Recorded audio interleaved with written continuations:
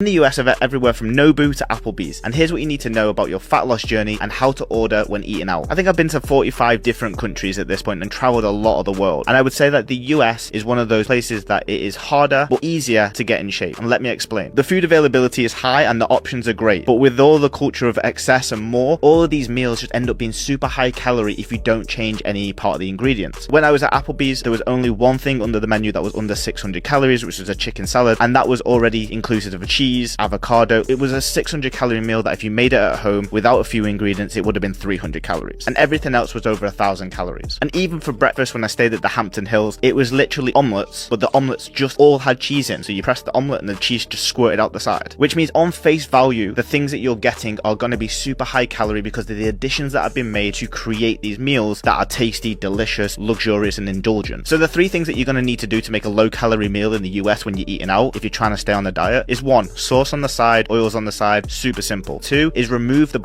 avocados, cheese, nuts, fruits, get them out of that meal and get them on the side, and to control the portions of those things that have super high calories that can take a meal from 300 to 600 calories and just ruin your fat loss completely. And the third is wherever you go, when the food is placed down on the table, you get to decide how much of that food you eat. If you get a portion like this, that's not your portion, that's just what they give you. And bear in mind, I'm eating out every single day, so I'm looking at these menus and I'm looking at these ingredients. I'm just cutting these out to be more in control. You don't have to cut them out completely, you just don't want a full avocado in your salad to make it 600 calories. You don't want a ranch dressing to take you from 600 to 1,000 calorie meal just because you won't ask for it on the side. If you get really selective of the ingredients in your meals, dieting in America becomes so easy.